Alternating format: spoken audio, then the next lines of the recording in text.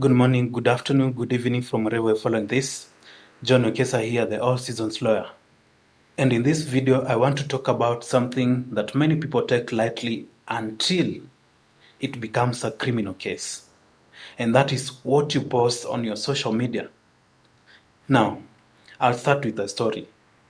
A few months ago, a young man walked into a lawyer's office, shaken, confused, and honestly, a little bit scared. Let's call this young man Dennis. Dennis was like many other young Kenyans, active on social media, especially on X and TikTok. He was not a criminal. He was not even controversial at all. He was just one expressive person. And one evening, after a very long day at work, he came across an online post, and this post was about a local company that was being accused of mistreating its employees. On that particular post, people were very angry, and comments were flying all over.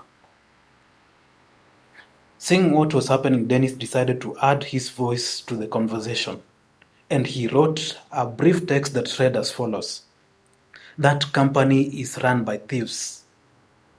The owner is a criminal."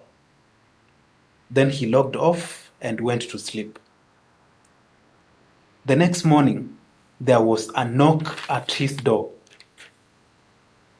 And when he went to check, police officers. And just like that, he was arrested on that very day. At the station, he was informed that he was being investigated for defamation and publication of misinformation. Dennis was obviously shocked. To him, it was just a comment that he had made, just words, something that everyone else was doing. But to the law, those words had serious consequences. Now, before explaining what went wrong, if you found this video helpful, take a second and hit that subscribe button. Because here on this channel, every week, I break down real legal situations that could save you money, stress, and years of regret. Now back to the video. Here is the reality. Social media is not a free zone. It is a public space. Under the Kenyan law, what you publish online is treated in a very similar manner as what is published on the newspaper articles and on any public statement or broadcast.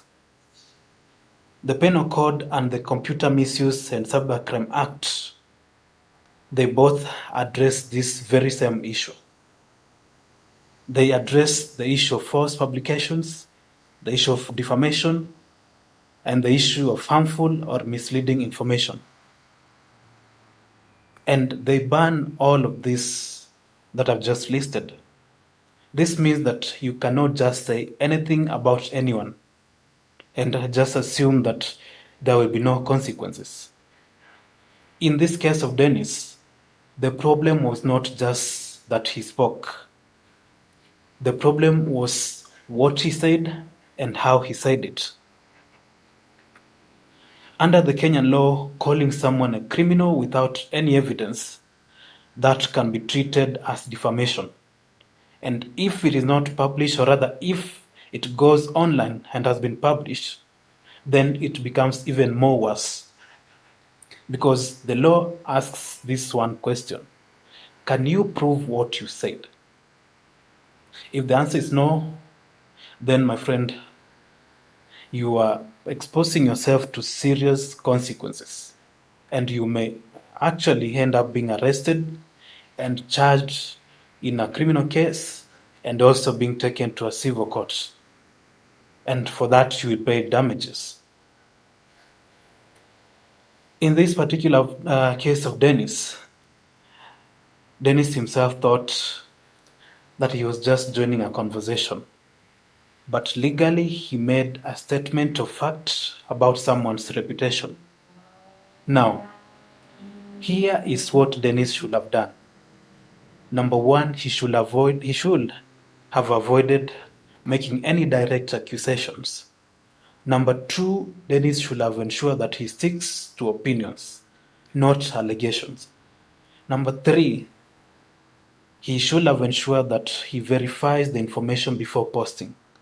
And number 4, Dennis should have ensured that he does not just say something because everyone is saying it. Because under the law, the fact that something has gone viral and everyone else is talking about it is not a defense. That will not help you when you land yourself in a court of law. So, what is the lesson here? Before you post anything, you have to pause. Think about it and ask yourself, if I am asked to prove this, will I be able? Or will the case become tough against me? Because one post, one sentence, and anything like that can be a difference, because expression is one thing, but when you cross the border, you land yourself in the zone of a criminal issue that can, of course, lead to a criminal charge. And that has been it for us, guys. And like I always say, ignorance of the law is not a defense in any court of law. So we must all be very, very vigilant and watchful. I'll see you in the next video.